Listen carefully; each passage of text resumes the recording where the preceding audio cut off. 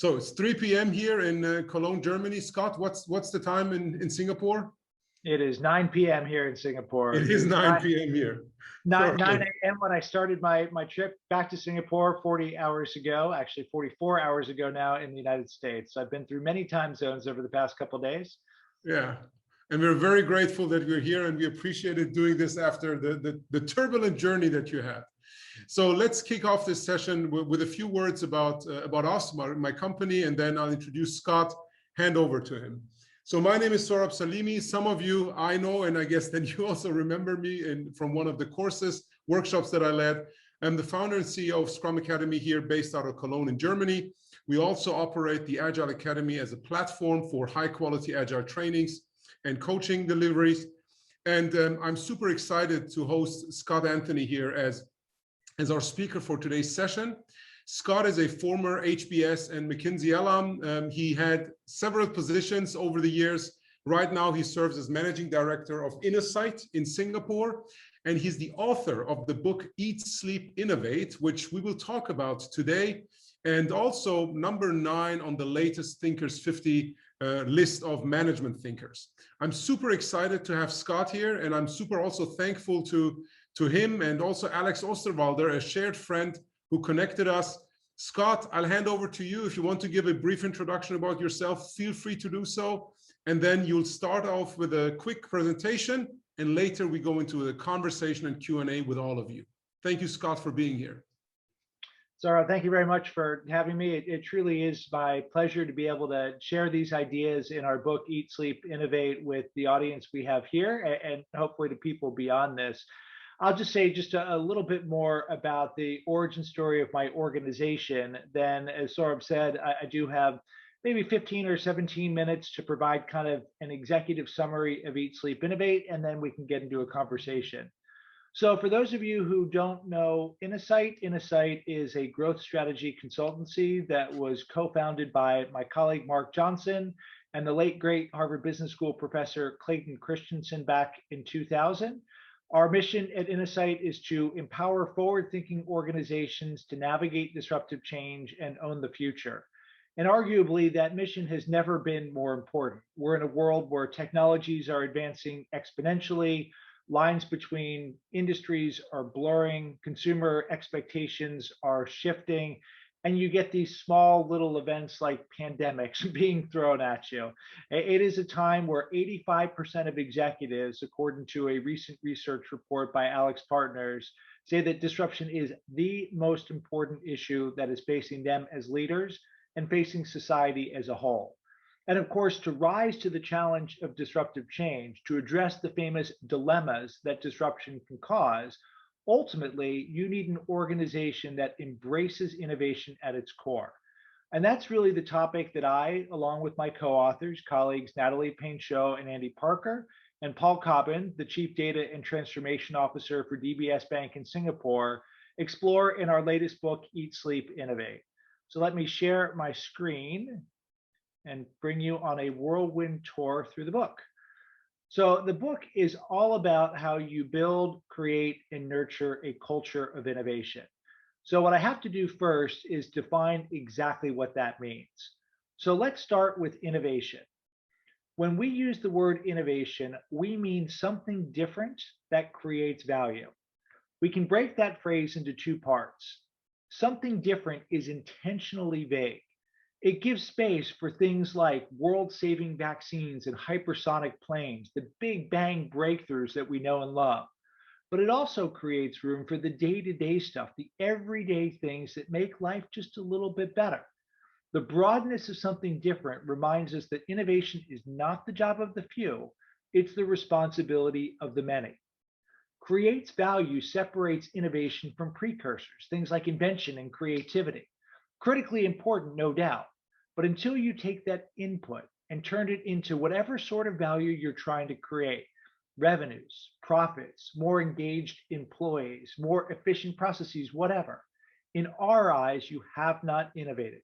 Remember Edison's line, genius, he once said, is 1% inspiration and 99% perspiration. Innovators sweat. Now, how do innovators sweat? Well, in the book, We say that there are 5 behaviors that increase the odds of doing something different that creates value. Behavior number 1, innovators are curious. The quest to do something different that creates value almost always starts with a question. Why are we doing it this way? How might we do it differently? Why? Why not? What if? Those sorts of questions start the quest to find a different way to go and create value. Behavior 2, customer obsessed. If you're going to create value, you have to solve a problem that matters to your customer, to your stakeholder, to your supplier, to your colleague. Great innovators invest the time to understand their targets better than they understand themselves. If you know Insight and you know some of the research and work that we've done, you know that we're always looking for what we call a job to be done. My colleague Dave Duncan just released a book last month that goes into this concept in depth, The Secret Lives of Customers, a really practical guide for how you identify, have a language for, and a method to identify those customer jobs to be done. And great innovators do that. Great innovators are collaborative. That's behavior number 3. They recognize that innovation magic happens at intersections when different mindsets and skills collide together. They're actively seeking the intersections, trying to collaborate, borrowing ideas from as broadly as possible, remembering that none of us are as smart as all of us. Behavior number 4, being adept in ambiguity. Great innovators recognize every idea starts its life in the same form. It's partially right and partially wrong. The secret to success isn't careful analysis. It isn't detailed planning. It's mastering the process of trial and error experimentation, learning experientially which part is right and which part is wrong. That means being comfortable with false steps, fumbles, mistakes, and the occasional failure on the path to success. Finally, great innovators are empowered. You can't do something different that creates value unless you actually do something. That means, of course, you talk, of course, you think, of course, you create slides, of course, you create Excel spreadsheets, but more critically, you find ways to take an idea and make it physical. Because again, you can't do something different that creates value unless you do something. Now, a culture of innovation. We argue in the book that a culture of innovation is one in which these 5 behaviors come naturally. You don't have to force people to do it. You don't have to cajole people to do it. It's just the way that things are done inside your organization. So I want to ask you a question. We're going to use some homegrown Insight technology to ask this question. To use this technology, you go to the URL that's on the screen here, walktheline.insight.com/innovate. And I'll share my screen in just a second so you can follow along with me. Let me type this into the chat as well. So walktheline.insight.com/innovate. The question I want you to contemplate as I get this all loaded up is, to what degree does your organization have a culture of innovation? A 0 would be you don't have a culture of innovation at all. A 10 would be you absolutely have a culture of innovation. Let me share my screen to show you how this little tool works. So it's pretty simple. This works on just about every browser. We find it works best on Chrome, but we should work on just about anything. Once you get to this website, you enter your name. My name is Scott. You go and pick the animal avatar that speaks to you. I will go with the pig today. And you enter the password, which is Innovate. Once you do that, you click Join Session. This is when I hold my breath to see if people have made it onto the website. We've got 3 brave souls that have made it. Hopefully we can get a couple more of you there. And I then go over to my second device here and click the Start button. If you're watching a recording of this, by the way, this isn't going to work. But the 3 people who are there, including me, you will be able to cast your vote to this question, and we will have just a little bit of fun with it. So question, my organization has a culture of innovation. To what degree do you agree with this statement? 0 to 10. You just take the little ball and slide it along. I'm going to stick myself at 8. I think we're pretty good, but we got some room for improvement. And I'll click Submit, and we'll see the answers as they come in. We had 4 people who are on the main site, so I'll just let the 4 of you who figured out the tool, who get the 2 thumbs up for me today, to stand there. We got another 7 that's come in. I love this tool for a couple reasons. Number one, you get a quick pulse check on an audience. Is it more of a dog and cat audience? Is it more of a farmyard audience? Is it more of a jungle audience? Or is it a good mix of all of those things? Number two, you get an answer to a question like this. I'm really excited to see that there are a couple people who join me at 8. And I'm also not surprised to see that we get a couple twos, a 3, a 6, and a 7. Our experience shows this is a real, deep, persistent problem. The third thing, which I won't do here, but it's fun when I'm doing a different type of session, your name is attached to your avatar. So if I wanted to do a little bit of cold calling, I could do that. I won't this time. Maybe we'll do some of that during the Q&A after. But what I'll go next to is my slide to then highlight a mystery that this research or the little question here helps to highlight. The mystery is this. The field of innovation has been documented, it's been dissected, it's been codified. Lots of people have written lots of smart things about it. What I talked about here is not that complicated, something different that creates value. I talked about a set of behaviors that are all relatively straightforward to do. And I would argue it's not that you have to learn how to follow these behaviors, it's you have to unlearn what's stopping you from following these behaviors, because these behaviors come very naturally in children. I've got 4 children. I'm going to tell you stories of 2 of them during my brief remarks here. This is my daughter, my 13-year-old girl, Holly. This picture is from a couple years ago. Holly, wearing the silver headband, was in an entrepreneurial boot camp competition in Singapore. It was a group of people who were 18 and under getting together in teams to come up with ideas. Holly and her friend Ellison had an idea to create an app that would connect different generations called Generation Connections. They came up with their idea. They made the shortlist for the region. They went to this big session in Singapore. They pitched it to make it to the semifinals in a small room. They then got to present their idea in the finals in a big auditorium. And I was an incredibly proud father when they got a second runner-up as 11-year-old girls.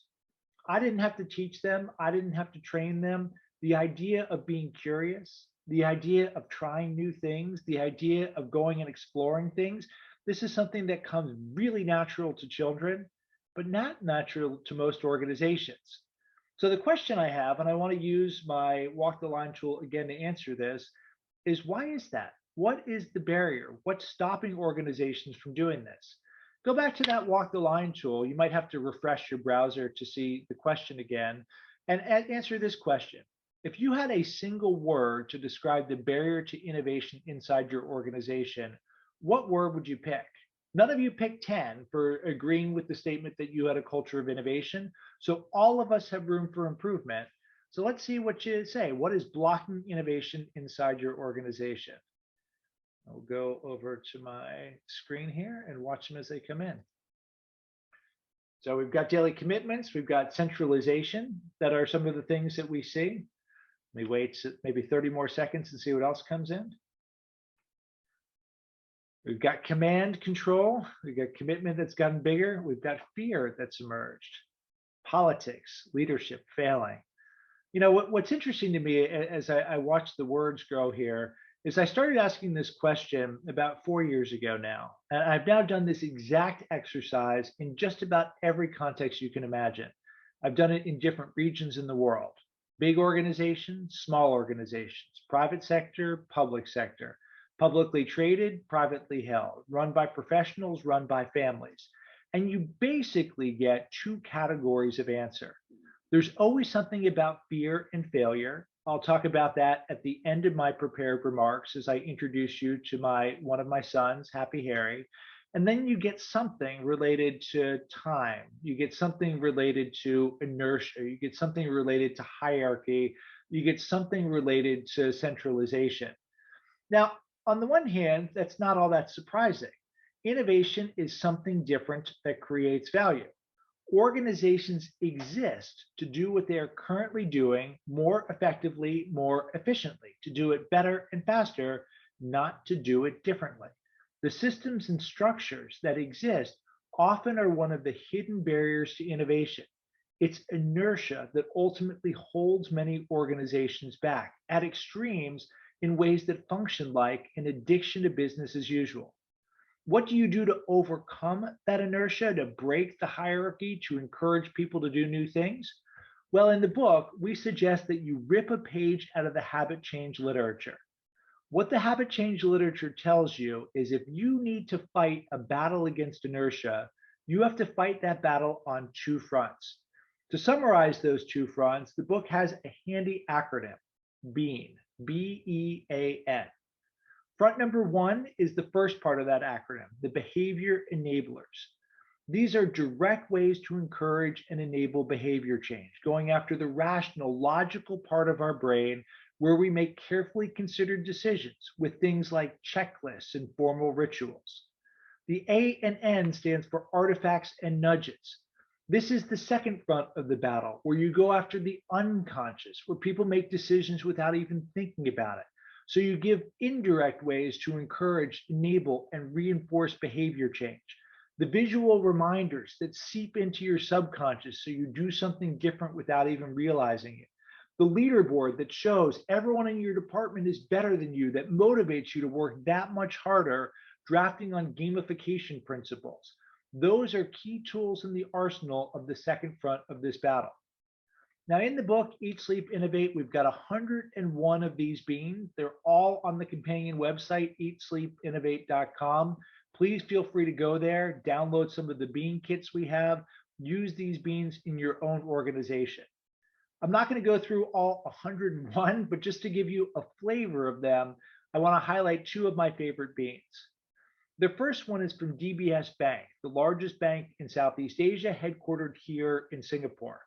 DBS Bank is kind of a red thread that runs through the book. We might talk about it more in the Q&A, as the book describes the journey DBS went through from lagging its local market in terms of customer satisfaction to being a globally recognized innovation powerhouse. Now, there's a lot to this story, but at least a piece of it is the thoughtful use of beans. One of these is Meeting Mojo. DBS aspired to be agile, to have very collaborative meetings where everybody would participate. The reality was meetings were anything but. So they created this ritual called Mojo. The Mo is the meeting owner, responsible for meetings starting on time, ending on time, having clear outcomes, and having an equal share of voice, everyone participating. The Joe is the joyful observer. The Joe is appointed by the Mo at the beginning of the meeting. They're watching the meeting. They're giving public feedback to the Mo at the end of the meeting. If they see people are digitally distracted, they can say, hold on a second, everyone put their devices down. This works. Before DBS did this, 40% of people said that meetings were collaborative. Today, that number is 90%. One of the key things that's enabled DBS to function, in the words of its CEO, Piyush Gupta, like a 28,000 person startup. Another bean that we have in the book is the pre-mortem by Atlassian. You probably have heard of a post-mortem or an after-action review. This is what gets done when usually something bad has happened, and usually it's a way to apportion blame. A pre-mortem is something that you do before anything bad has happened. It's essentially a thought experiment. You say, okay, we've got this innovative idea we're super excited about. Let's imagine 5 years from now, it all goes horribly wrong. What might cause this to happen? The great thing about this ritual is it has two benefits. Number one, it's a fantastic way to surface assumptions you didn't realize you were making. Number two, it conditions you to a reality that when you're innovating, when you're doing something different, failure is indeed an option. And as I'll talk about in just a minute, if you fail in the right way, that's a good, not bad outcome.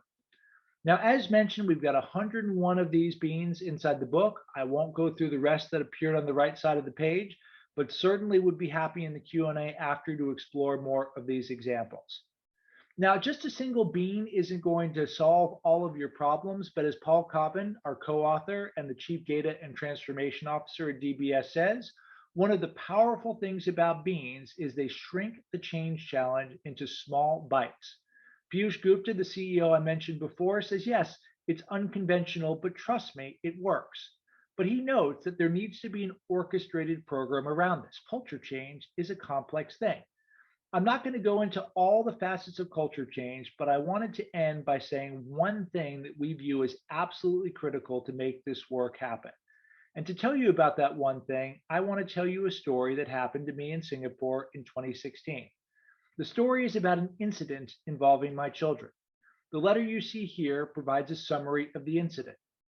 As the letter says, our children were found vandalizing the flooring of the multi-play court, the basketball court, using some materials. Good old Singapore captured this on CCTV footage. What were the materials that were used on the Sunday afternoon question, you might ask?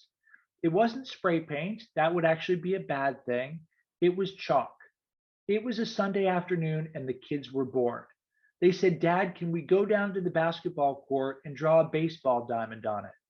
Not only did I sanction this behavior, if that picture was in higher definition, you would see that I too was on the court performing this heinous act of vandalism. I want you to zoom into my now 9-year-old son, Harry. When this incident happened, he had just turned 5 years old. You see Harry on the page here. Harry's got this kind of shock of blonde hair. He kind of looks a bit like he's in a boy band. He's insatiably curious. He's always quick with a clever question. He's always got a smile on his face. His nickname at school is Happy Harry. What lesson does Happy Harry take from the chalk incident?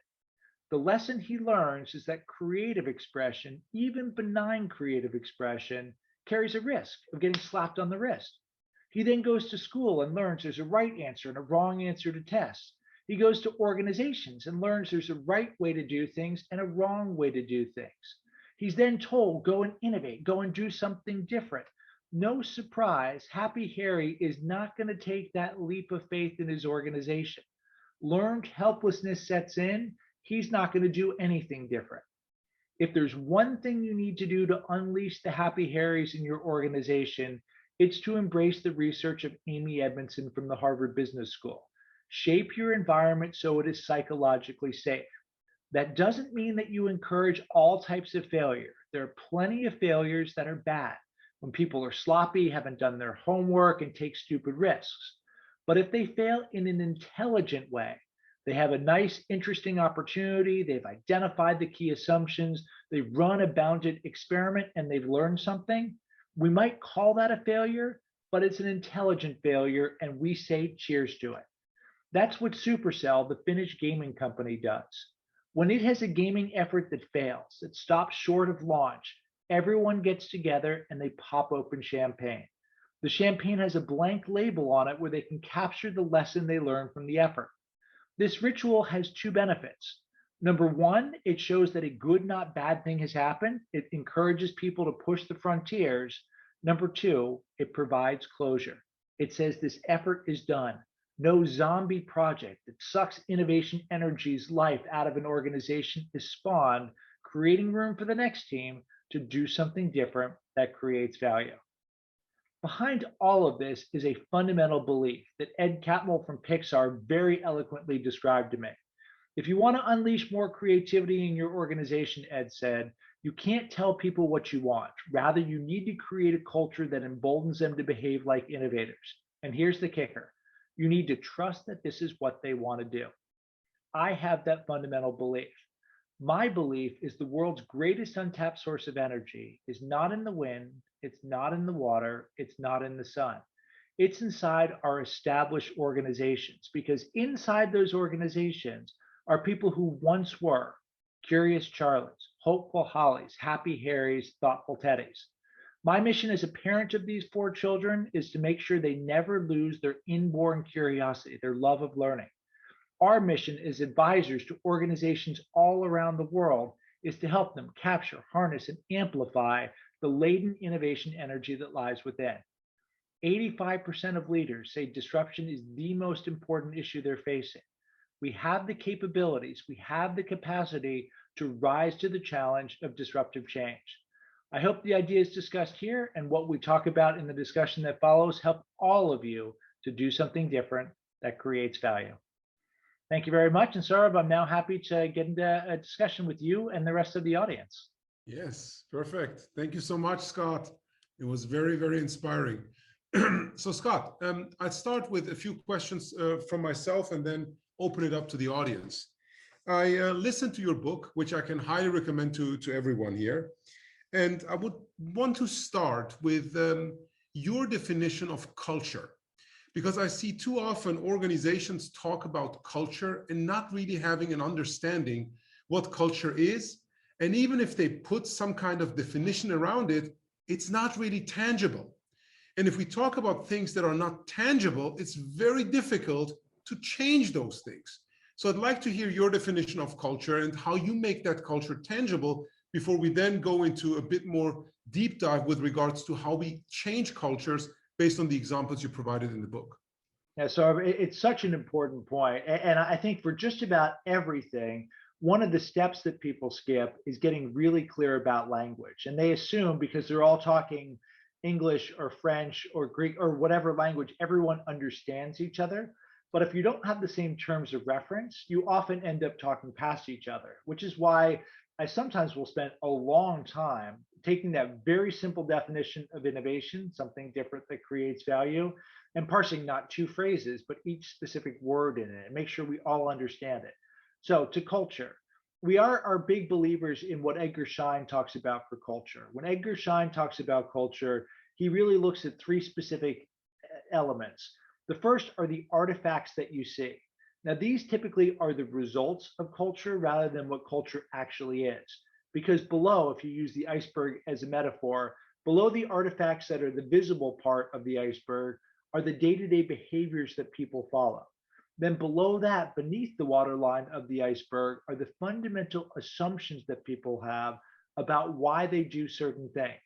So you put this all together, culture is not just what you see, that's a component to it. Culture is what you do, and culture is what you believe. Where this ends up being important is if you think about those three different things, you then ask the question, where do I intervene? Well, if you intervene at the top of the iceberg and you change the artifacts, that's nice, but it has no impact. If you try and change the fundamental assumptions people have, that's incredibly hard to do. We suggest focusing on the waterline. What are people actually doing on a day-to-day basis? As Richard Pascal once said, it's easy for adults to act their way in a new way of thinking than to think their way into a new way of acting. So if you can get people to start to act different, they'll start to think different. They'll start to produce different things. You'll have different artifacts and so on. So that's the way that we think about culture. Yeah. No, that really resonates with me. And I've heard that same quote that you just mentioned from David Marquette, who talks about his experience of turning the ship around, etc. So really, really good. Now, let's go into this water line, which you mentioned, like the do part. What do people do on a daily basis? And in your book, you cover two really interesting case studies. You bring up a ton of examples, but two interesting case studies, like they stand out to me. One is from the Salvation Army, and the other is from DBS. And maybe you can give us a few examples from each of them, because they're fundamentally different organizations, on what kind of changes they did in order to create a culture of innovation, sometimes consciously, sometimes not so consciously, because if I remember correctly, at the Salvation Army, they never set out to create a culture of innovation, but ultimately they did things that resulted in that specific culture. Yeah, and I think it's a very interesting contrast in cases because they really approach this challenge of building and extending a culture of innovation in fundamentally different ways. And it too gets to an area that we particularly try to focus on in the book. So of course, there are some stories from Amazon and Google and all that, but we really try to provide some non-obvious examples from what we call no debts, normal organizations doing extraordinary things. Because most people work at reasonably normal organizations. I actually wanted to call them boring organizations, but my co-authors probably appropriately didn't like that. But anyway, you know, the Salvation Army, one of the most efficient, effective, not-for-profit organizations in the world, highly decentralized organization, a lot of grassroots efforts from being founded 170 years ago, and really does a lot of innovative things kind of without thinking about it. They have a small innovation function that's been set up in the Northeast part of the United States that described it as it's kind of like somebody who is a great chef, not because they went to culinary school, but because they follow the recipes that were passed down from their mother and their parents before that. So the big question that they have is, okay, we're doing some really interesting things. We've come up with interesting ways to, for example, get mobile payments for donations, find new ways to engage in communities in deeper ways. And we're doing this without being conscious about it.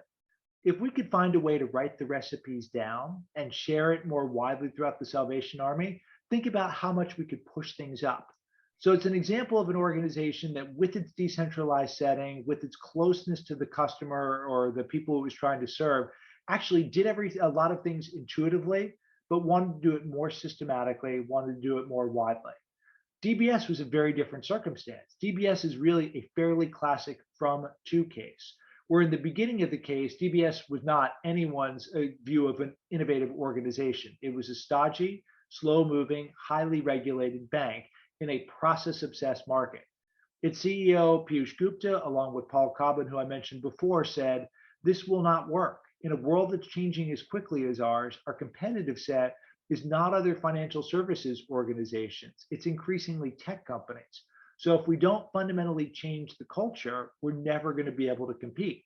So this is really an example of saying we once weren't and now we are.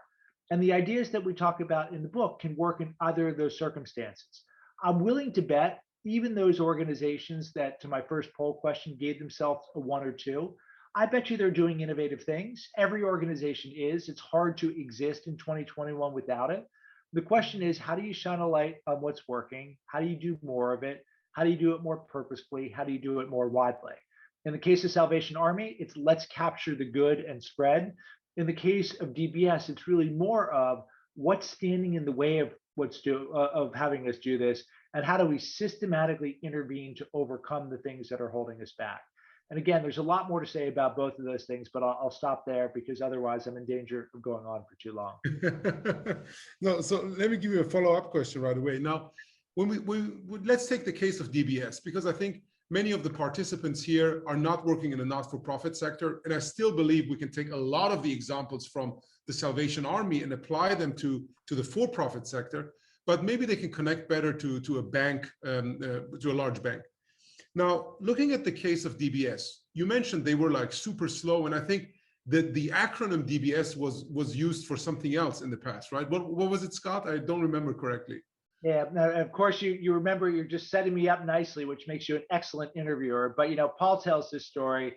He came to DBS around the same time that Piyush Gupta did, about 11 years ago. And he gets into a cab and says, take me to DBS headquarters. And the cab driver says, DBS, damn bloody slow.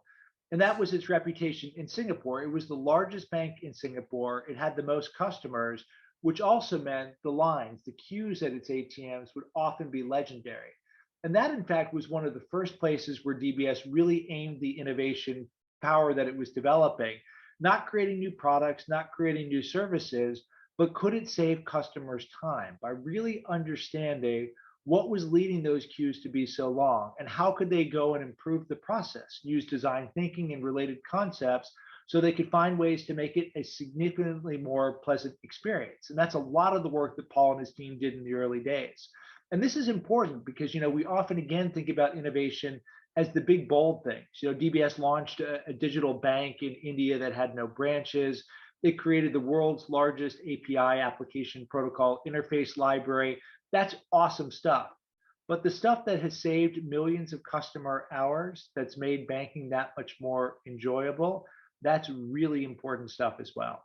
Yeah, the small things. Now, going into DBS, when they were like damn bloody slow, and Paul came in, what were like some of the first things that they did? And to what extent, like what kind of mandate did Paul back then have? Because a lot of people, what I've seen in organizations, they're like, oh, I don't have a mandate to do X. I don't have a mandate to do Y. So they just continue doing whatever everybody else was doing. And I would be interested in how things kicked off at DBS and how it ultimately became a movement, because you were earlier mentioning innovation should not be the job of the few, but the responsibility of the many, which I believe ultimately happened at DBS, but those things don't happen overnight. So maybe you could walk us a bit through that. Yeah, and if you track the DBS story, what you find is this is not an overnight success story. This is an 11-year journey that continues. They view it as something that they're never done with, and each thing allows them to set their aspirations higher. So, one of the first goals that Piyush Gupta and team set is we want to be the bank that has the highest customer satisfaction scores in Singapore. Then we want to be the bank that is most well regarded in Asia. Then we want to go for it. We want to be recognized as the best bank in the world. And it kept hitting those milestones. And then it has to keep going higher and higher and higher. But one of the things that I think Paul and team did really well in the beginning is advice we actually got from our editors who were putting together Eat, Sleep, Innovate. The first version of the book that we submitted to our publisher, it was a fine book, but it was a little bit, dare I say, a little bit more boring, a little bit more technical. And the editor said, you got to follow the worm. Follow the worm is what he said.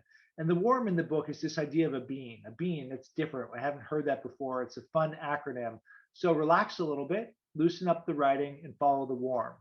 And that's what Paul did. He followed the worm and said, okay, the worm, what is the problem we have here? The problem we have here is that our customer satisfaction scores suck because we're not focused on the customer. We're not focused on their journey. We're not focused on their pain points. So let's really get good at that. Let's begin to have process improvement events, borrowing some things from Lean Six Sigma so that we can really remove waste, so we can really give customers back this gift of time. What this did is it was a very tangible, measurable way in which you could prove that innovation could add value within DBS, and it had immediate benefits. Is it, again, as sexy as saying, let's go and create something that will rival a fintech? No, but it had material impact. It improved the performance of the bank, and it let everyone say, you know what? Different ways of thinking, different ways of acting lead to different forms of performance. We need to do more of it. We need to systematize this. We need to spread it. So follow the worm and find a problem that when you solve it, you're a hero inside the organization. And that in many cases starts to create a movement. Yeah. And it was those simple things like reducing the time that customers spend, in front of an ATM, etc. Right? Now, when we think about this, you also earlier mentioned organizations, or I think it was the CEO of DBS, if I'm wrong, please correct me, that wanted the organization to be more agile, right? Agile is another one of the terms similar to culture, where people have very different understanding of what it means. And as long as we don't create some kind of shared understanding and make that tangible, it's very difficult as an organization to move in that direction. Now, can you again start with giving what you and the people at DBS considered what this means for them, and how they created their journey towards building a culture of more agility, of more innovation? Yeah, so there's a couple things, more than a couple things that I could say here. But one of the things that we describe in the book as a general principle, going beyond common language, is to get as specific as you possibly can. So it's nice to say that we should be agile, but what specifically does that mean? So in the case of the intervention I described, the Mojo idea, they said, okay, at an agile organization, there are highly collaborative meetings. What does it mean that you have highly collaborative meetings? It means that everybody is participating. You have equal share of voice. How do we measure that? How do we find out a way to identify whether or not people have an equal share of voice? Well, we can ask people a simple survey question. To what degree do you agree with this statement? Meetings have equal share of voice. Meetings have great participation, whatever. And this is one of the things that DBS does repeatedly. For whatever it's trying to do, it tries to get as specific as possible, and it tries to find a way to measure things. Sometimes it's an indirect measure. Many of these process improvement events that I talked about before, so some of the things you're talking about shortening the amount of time at ATMs, they came up with a rough measure for customer hours saved. But the more you're able to have even proxies for things, the more you get people to see that this is a really important thing and it has measurable benefits. The one other small thing I would say about this, if you have a choice about the metrics that you watch, ideally you look for leading, not lagging indicators. So something like a lagging indicator will be the revenues that you report this month, because the revenue you report this month is because of all the things you did in the months and years behind that ultimately led to this. A leading indicator is something like your net promoter score or your customer loyalty, because that predicts what will happen in the future. So the more you have something that anticipates the future, the more you have something that when you see it move up, the good results are going to follow. And again, there's so much more to say about this, but we'll stop there. And of course, want to leave some room for people to actually read the book and get the goodies in there too. Yeah, absolutely. We don't want to cover everything in this 1 hour session. Now, obviously, the things that were achieved at DBS, but also at the Salvation Army, are super impressive. Now, when you go and work with a new organization, and for example, someone reads the book, they're like, Scott, that's exactly what we want. We need to have that kind of change. We're in a very similar situation, facing the same challenges. where would you start, given all the experience that you have collected in both of those organizations and many, many more? Because I believe, like, looking at it retrospectively, there are probably also things that you would change with the experience that you now have from DBS. Of course, because the DBS effort in particular, an intervention that we did along with Paul at a new development center it had set up in Hyderabad in India. It was really how we figured out what this being concept was and figured out the process behind it and all that. And of course, anytime you're figuring something out, it takes twice as long as you would like, and it's half as effective as you would hope, right? And then the next time you do it, you better and better and better. So absolutely. I think sort of I would go back to the advice from our editor again, really follow the warm. I mean, the great thing about DBS is you had a CEO that was very passionate about a change agenda. So you can start at the top of the house and drive through the organization. That's great. That isn't always the case. So when you find a pocket in an organization that's ready to be the tip of the spear, follow it. Chapter 4 of the book, we talk about the idea of some work that we did at the Singtel Group, the largest communications company in Southeast Asia. The point of the spear for them was the human resources function. They said, okay, well, if we want to create a culture of innovation, the HR function is a great place to start because they touch everybody within Singtel.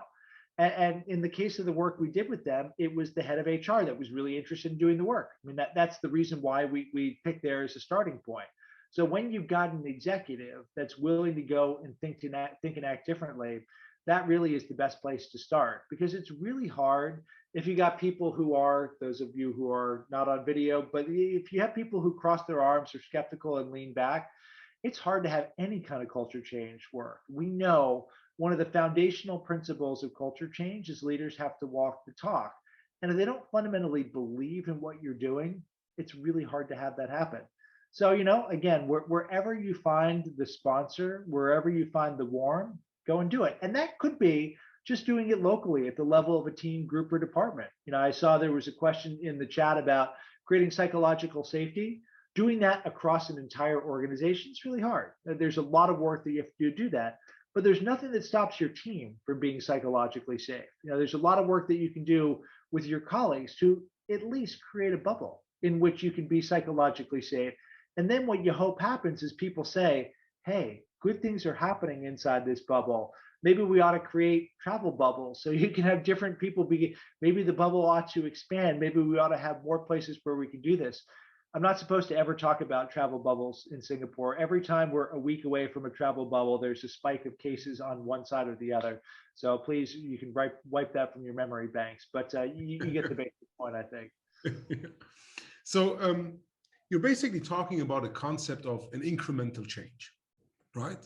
Not like going into the direction of believing that we could change the organization from one day to the other, or like the whole organization at once, but actually starting similar to product development with small things that already deliver some kind of value to a certain bubble, to use your terminology, in that organization. It could be one team, a group of people working together.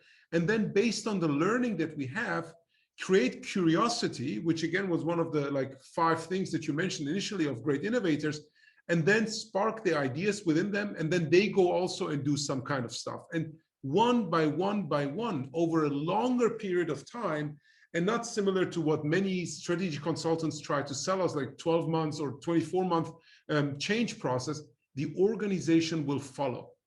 But in any case, even if we do it incrementally, we will still face the people that lean back and cross their arms, right? What is one of the, a few tips that you can share with people, a bit of advice on how to deal with that resistance that is always there when change is going to happen? Do you ignore it? And if you don't ignore it, how do you address it? That will be very interesting for me to figure out. There's no perfect answer to this, and I think it's a really good question. But what I reflect on when I hear the question is a line that Scott Cook, the founder and still active board member of Intuit, had when we were talking to him about Intuit's culture change effort, which is a really, really interesting and inspirational story. So Intuit is not a household name. Many of its products are well known by people, particularly in the United States. Quicken and QuickBooks and TurboTax are its mainstay historical products. It's actually sold off Quicken, but that's a different story. But about 10 years ago, Intuit discovered that the number one reason people liked its software is because of its ease of use. The number one reason people didn't like its software was because it wasn't easy to use. So they said, this is a problem. There's too many people who think it's too kludgy and hard to use. So we're going to set a mission of being one of the leading design thinking organizations in the world. And they achieved it. 7 years later, at Fast Company, they were named one of the top 10 innovative companies in the entire world. And this is a company that has a big line of products that help people with tax preparation software. I mean, you don't expect that. But, when we talked to Scott about what it took to do that, he said, of course, it's always harder than it looks. But one of the things that we found really helpful was what he called learning by doing by everyone. Everybody needs to change behaviors, and it's the top executives, he said, who probably need to change the most. So the way you get them, Sohrab, out of the arm folded mode is you have them actually go and experience what it's like to be adept in ambiguity, to go and interview a customer, to go and do rapid prototyping, and so on. Interestingly, DBS did the same thing. One of the key things it did as part of its journey is over a 1 year period, it ran two-day hackathons where it had its top executives go through a proper hackathon process where within a couple of days, they rapidly prototyped an idea.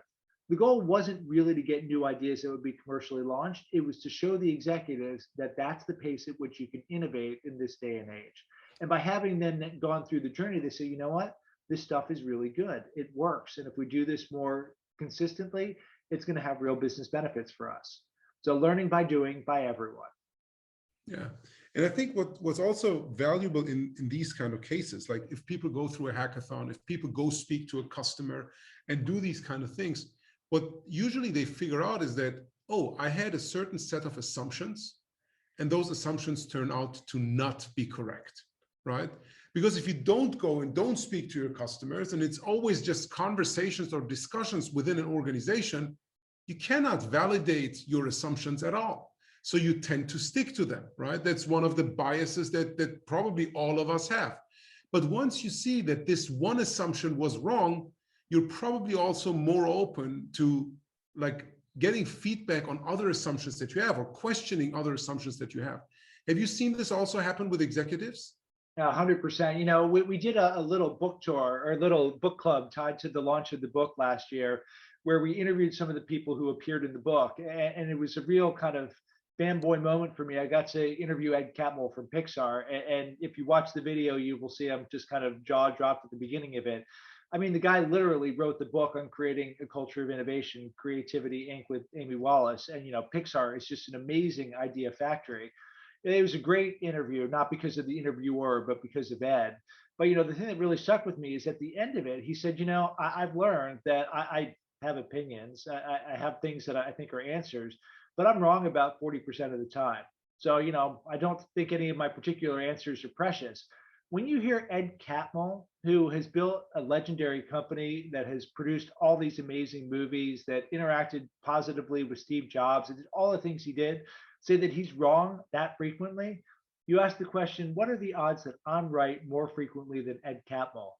The answer is probably pretty low. So that humility that you see from someone like that is something that you gain when you have an eyes wide open experience really working on innovation. So, I mean, that's at least one example of something that fits in the pattern you described. Yeah. Now, what I believe is always very powerful is that when people get to see the experiences that others had, and maybe this relates to the question Anna is asking here, how did you share the achievements with the organization and made the benefits transparent to everyone? So looking at DBS, but also other examples that you mentioned, those initial things, like the executives did certain things, teams did certain things. Did you create certain environments where those achievements, but also like missteps, were shared with other people in the org? Yeah, there's a lot of beans in the book that have a component of some degree of public sharing. So, the Supercell Cheers to Failure ritual, which is a public ritual, the fail wall that exists in Spotify, where people can go up and write individual times that they failed with their name attached to it, innovation awards that can highlight the great things that people have done. So I think you see a recurrent theme that the more that you see, oh, people like me are doing this too, the easier it is for you to do it. Because I think one of the assumptions that people make And it is a big myth or misconception that holds innovation back, is they say, well, innovation is done by people like Elon Musk or Jeff Bezos or Jack Ma, these kind of rock star like people. That's who does innovation. And when you see, actually, yes, of course, those are great innovators, but there's lots of innovation that's done by normal people who are doing really cool things. They're just like me. That's something that I think really can help spread the culture of innovation that we've talked about here. Mm-hmm. And I do think, by the way, to the question too, to sharing the benefits, I do think, just to repeat something I said before, because I think it's really important, even if it's hard, put a measure on it. Even if it's a proxy, put a measure on it. Because then you've got something at least you can say, we were here, we've gotten to here. And if it turns out the number's gone down versus up, maybe it's the wrong number, maybe you got to study it, but you wouldn't know unless you had a number on it. So even if it's rough, put a number on everything. Now, Einstein once said, not everything that counts can be counted, not everything that can be counted counts, yes. But having at least a rough way to look at things, I think, is really important. Yeah, I agree with that. I agree with that, absolutely. Now, when I think about creating a culture of innovation and looking at the poll that you ran, one of the most things that people mentioned is fear. Fear keeps people away from doing stuff. And I think that fear is very normal, because when we do something new, we're dealing with uncertainty. And what I've always found helpful is to have some kind of structured approach, some kind of structured way of working to frequently and systematically validate what we're doing. And you just mentioned like having some kind of metrics. Is there something that you believe in, or do you believe in the same direction? And if yes, what kind of tools, techniques have you come across that you believe would be very, very good and very helpful to people starting on this journey of doing innovation more systematically without having to be afraid of doing it? Yeah, I could not possibly agree more. To the point where I wrote almost a book. I didn't write almost a book. I wrote a book, and the primary message in the book was exactly what you talked about here. The book is 2014. It's called The First Mile. It's about how do you take an idea from a piece of paper to the reality of the marketplace. And all the book really says is, you remember the scientific method that you learned in school, where for everything you got a hypothesis, you then go and test the hypothesis and you adjust based on the hypothesis. That's it. Just do that for business. So, I mean, obviously there's a lot more around it, but when you're innovating, fundamentally, you're dealing with something that has some degree of uncertainty. It's something different. There's some things you know, there's a bunch of things you're assuming. Identify the assumptions, figure out the ones that are the most important, and go and run experiments around them. And with measures on them, you can then go and say, this one worked, this one didn't. What sense do we make of this? I think there's a bunch of people who've written helpful things in this field. Rita McGrath is probably my favorite author in this area. The most recent book was Seeing Around Corners, but has a bunch of really useful tools, including the reverse income statement, that are incredibly helpful ways to surface experiments and surface assumptions and design experiments around them. Yeah, and Rita McGrath's book is really, really good. And to everyone who's joining today, we'll have Rita, I think, in October or November, joining one of our larger Agile 100 conferences. So anyone in the audience, are there questions from your side for Scott? I mean, I could go on, and we already addressed the 2 questions that were put in the chat. But if there's other questions from your side, feel free to ask them. I want to make sure that we provide you the time and space to do so.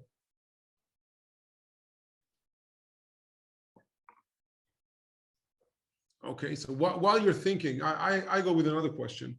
In the book, Scott, you cover many themes, and as you mentioned, like there's a ton of beans that you could talk about.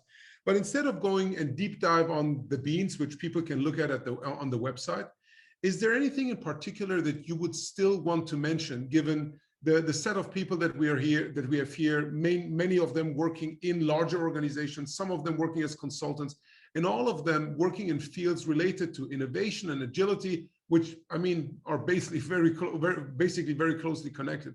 What should they take away in terms of what to do on a daily basis and how to drive change in organization to make them fit for the challenges that almost every organization on a global scale is facing today?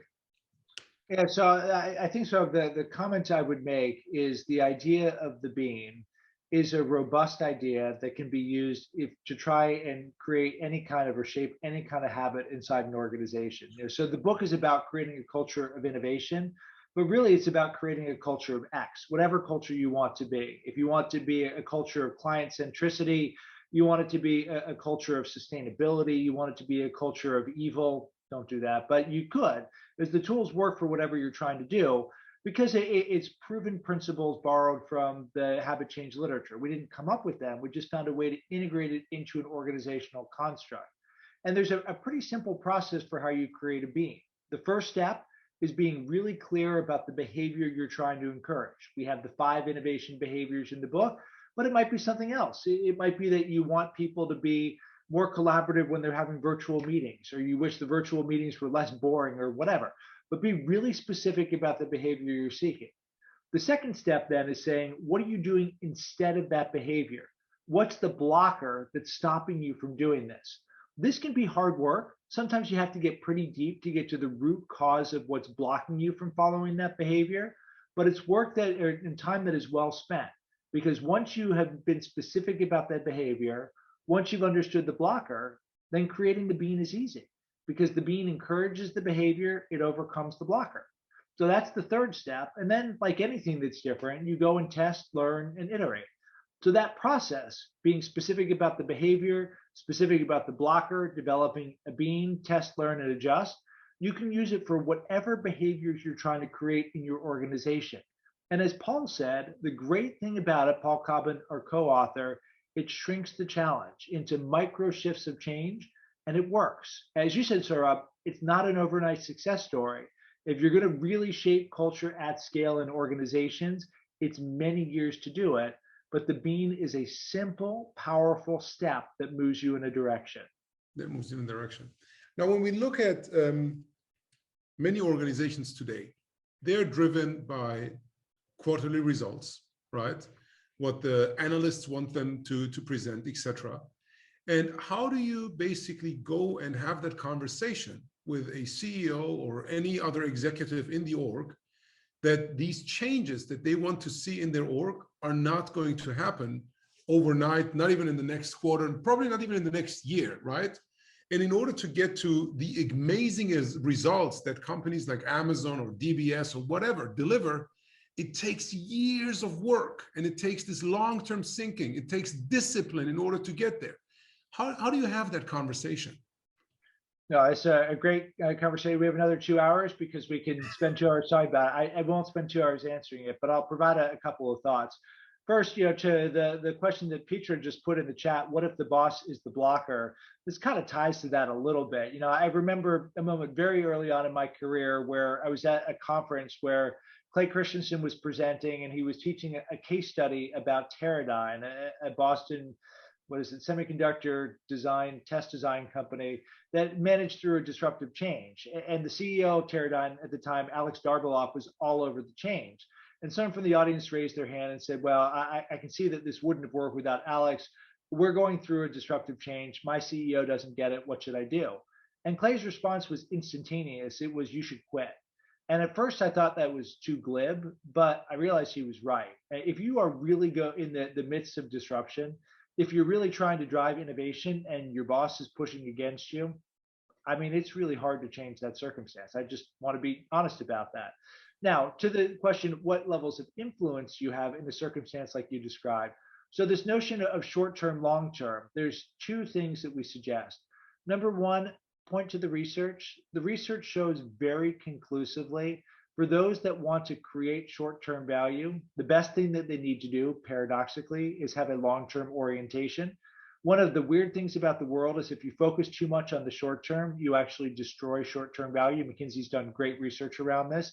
So you get people to recognize that what they think is true is not. So a long-term orientation actually helps, not hurts. The second thing that I would say is, remember, where DBS started was not launching the really sexy stuff. It was finding ways to take the innovation lens and focusing in on things that actually would bring short-term benefits. So yes, having the culture change that gives the full benefit takes a lot of time, but I kind of view it as like you're rising the tide and all boats go up.